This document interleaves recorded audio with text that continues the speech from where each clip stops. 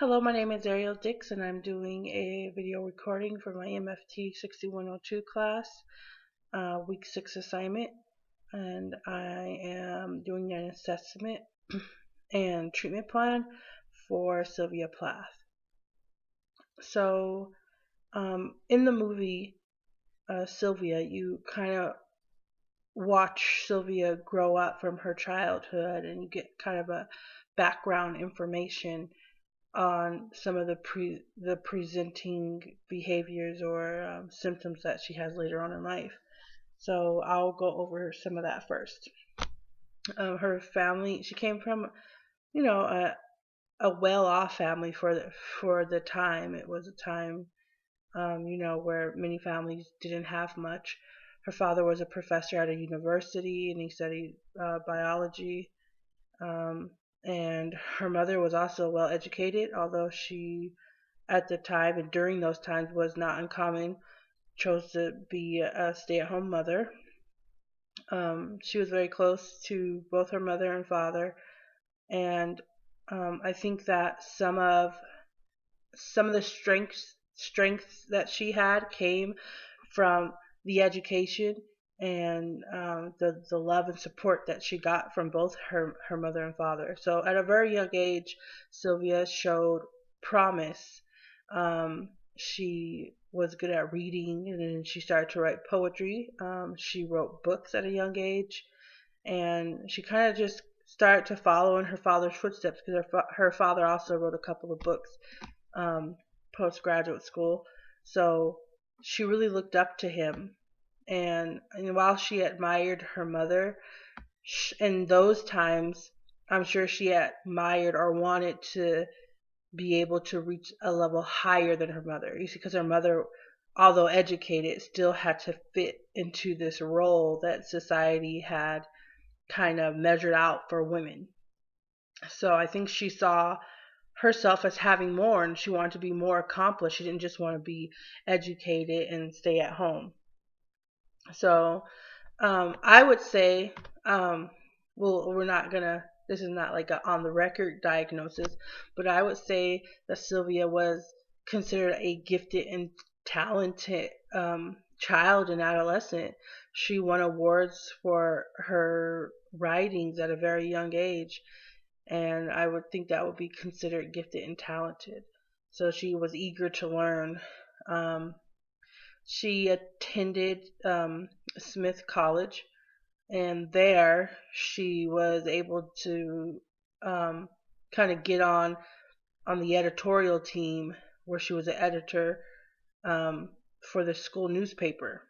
And this is where I think, I mean, just being a college student, the pressure really started to set in for her, because she had such high standards of achievement, and such she had this view of how her life would ideally be. So when she took that editorial job and she was an editor, she also had the opportunity to meet a poet that she, what on record, I guess her boyfriend or her guy friend at the time said that she loved. Like she, I would say, um, if he was a superstar, she would be the paparazzi. So she like really adored him. And so there was a chance where she was able to get an opportunity to interview him for the school newspaper. And unfortunately, it just didn't pan out. And Sylvia had kind of a mental break. And I want to go back and, um, I guess, kind of take this back to her father, because Sylvia's father ended up dying when she was a child. He had diabetes, and he didn't take care of, he had an injury, I guess, on his foot, and he didn't take care of it because he, I would say, had a specific phobia of medical treatment. I think I did some research and found that he had a friend who died after seeking medical treatment for a completely separate illness. And from that, her father kind of developed this phobia and refused to go to the doctor. And he had diabetes and he had a wound on his foot. And I guess there was an amputation and he didn't take care of it like he was supposed to. It got infected and he died when she was young. And I think that childhood trauma kind of ties into her reaction of when she wasn't able to meet this poet, because I feel like she idolized him almost like the same way that she idolized her father.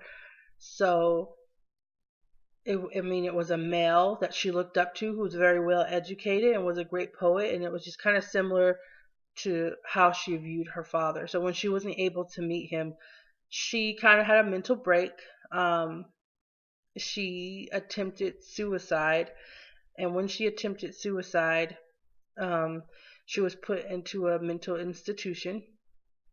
And during her stay at the mental institution, she had electric shock therapy, which was very common in those times. And it wasn't, I mean, of course, it wasn't successful because we don't have those therapies anymore. But I think she was a little bit worse off when she came out than when she went in.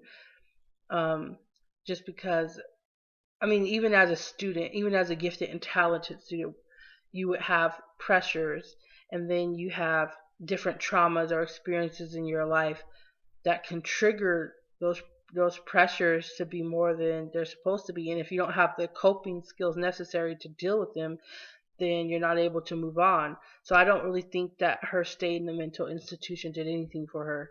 So the electric shock therapy kind of made it worse. So during the film, there was um, there was some things going on with her husband's infidelity, and she became very depressed.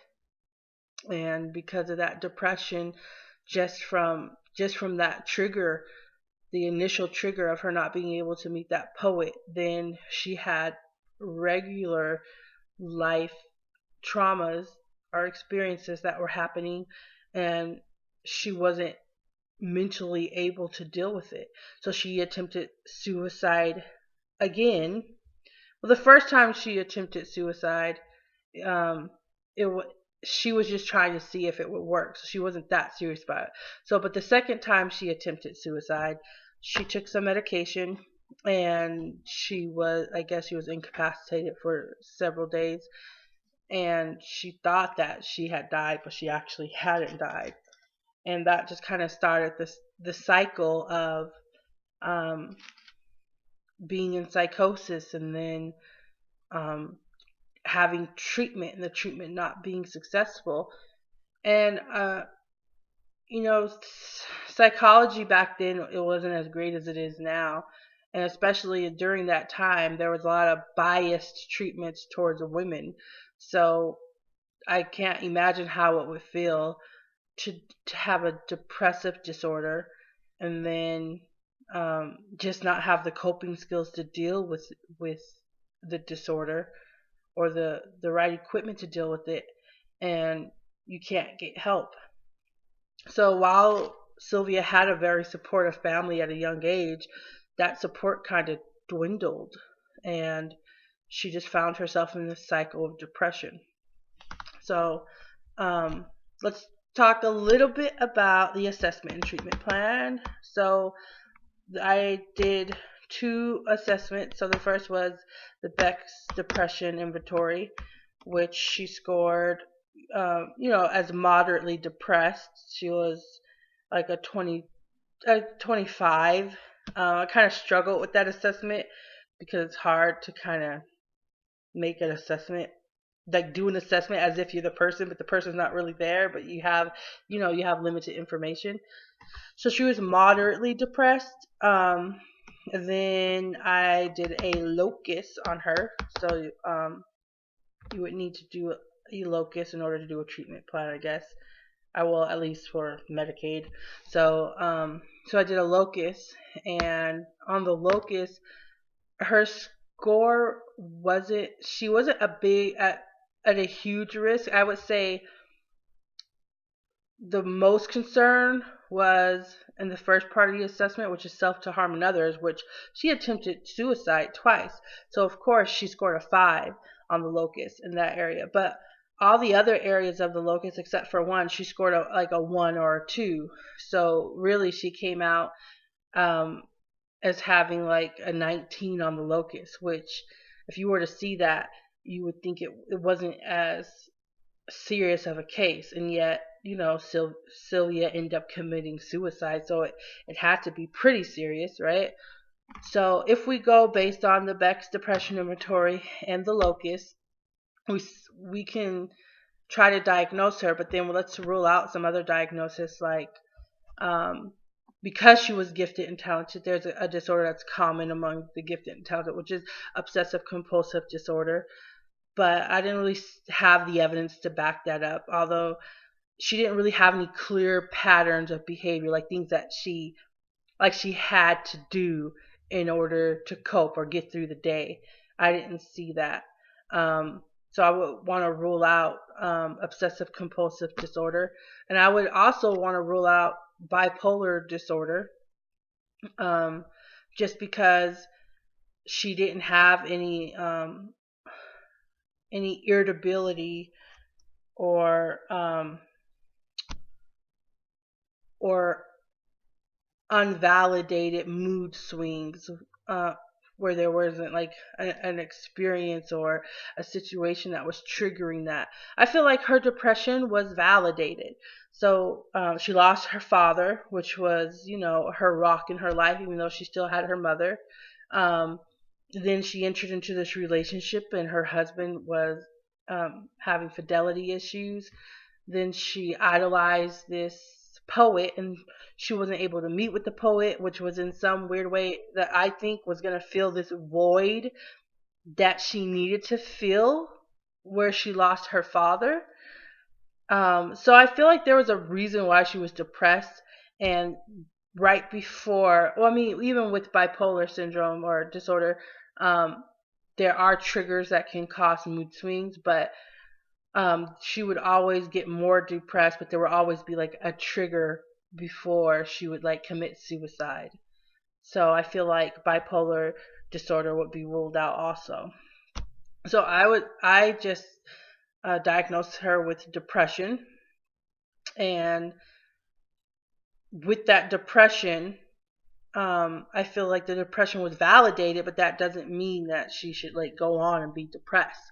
So if Sylvia was still here, I would develop a treatment plan for her to help her learn coping skills or coping strategies to deal with everyday life stressors or environmental stressors so that she can cope with her day. And then also during therapy sessions, we would have to deal with her past childhood trauma of losing her father, and not an obsession, but her her I'm trying to find the word for it. She has a knack for idolizing people. Like, I think the reason why she was so let down by her husband is, I mean, she kind of knew he was cheating, but she still, like, she didn't know. So I feel like in a way she idolized him. I think she idolized intelligent men or men who were successful because she always connected them with her father. So I mean, we would have to deal with that in treatment sessions. So with her locus score being a 19, the first thing you would want to focus on. So long-term goal 1 would be for Sylvia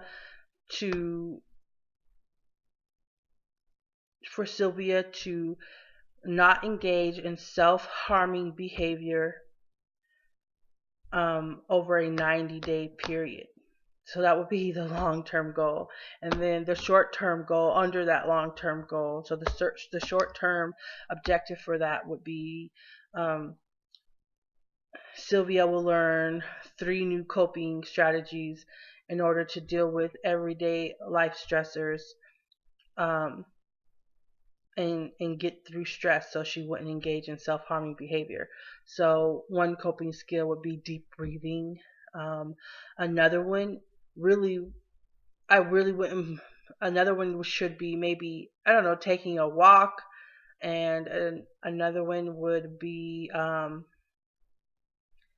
would say, I think it would be safe to have her journal about her feelings of committing suicide. I mean, not in poetry code, but in just plain language, just journal about it, like as if she did it. Because I think she focused so much on doing it that it became a problem because she was obsessing over it whenever she had one of these life stressors. Um, so then um, the next short term goal under the long term goal would be for her to be able to identify the stressors in her environment, because how can she cope with them if she doesn't know what they are? So a lot of people don't know what their stressors are. So it would be, Sylvia will learn to identify environmental stressors and to be able to initiate the cause and effect process, because although she's very gifted and talented and she's smart, she may not get that once she kills herself. There's no fixing it. So she should really think about the cause and effect. So if I harm myself, how will that impact my family, my friends?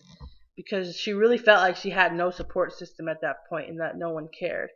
So that would be the next short term objective under that long term goal.